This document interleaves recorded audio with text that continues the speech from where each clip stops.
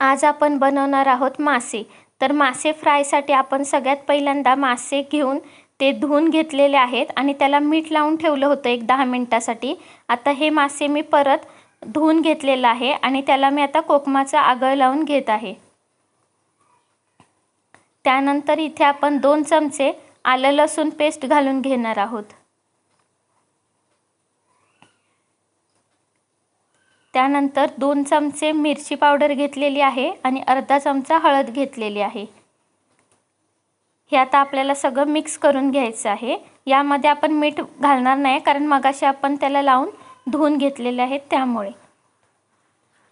आता हे सगळं मिक्स करून आपण ठेवायचं आहे।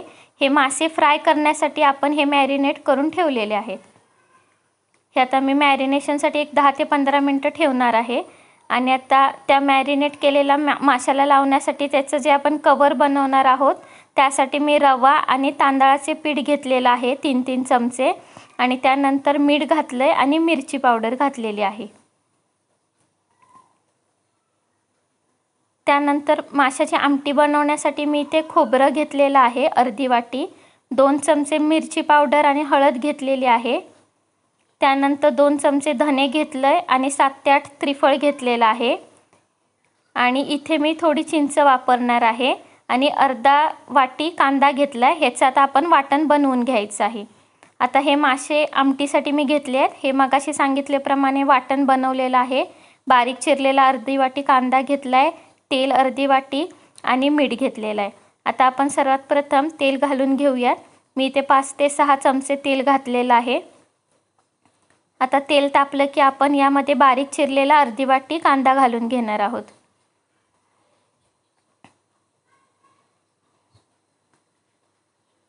आता कांदा आपल्याला एक गोल्डन होईपर्यंत आपल्याला तेलामध्ये परतून घ्यायचा आहे। आता कांदा भाजलेला आहे। आता आपण यामध्ये जे मगाशी सांगितलेलं वाटण होतं ते घालून घेऊयात आणि आता मीठ घालून घेते मी। चवीनुसार मीठ घालून घ्यायचं आहे आणि थोडंसं पाणी आपण यामध्ये घालून घेऊयात आणि याला उकळी येऊ देऊयात। आता चांगली उकळी आलेली आहे आपल्या आमटीला। आता या आमटीमध्ये आपण उकळी आल्यानंतर मासे सोडून घेणार आहोत। एक 15 मिनिटांमध्ये आपले मासे पण शिजलेले आहेत आणि अशा प्रकारे आमटी आपली तयार झालेली आहे। आता आपण मासे फ्राय करायला घेऊयात।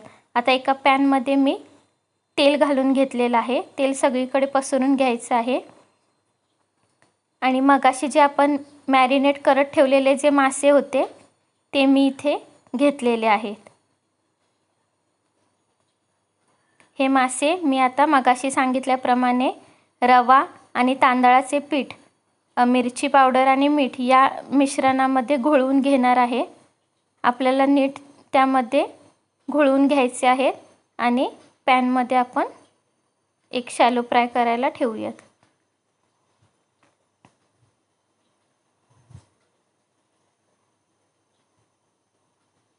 मी अजून मासे असे बनवून घेते।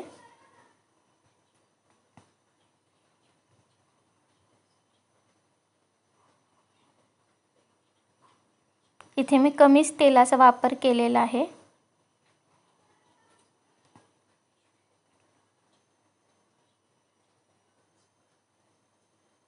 आपण दोन्ही बाजूने चांगले मासे भाजून घेऊयात।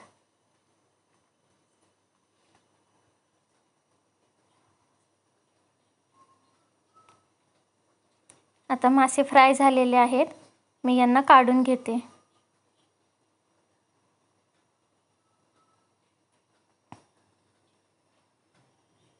तर अशा प्रकारे आपले मासे आणि माशाची आमटी तयार झालेली आहे।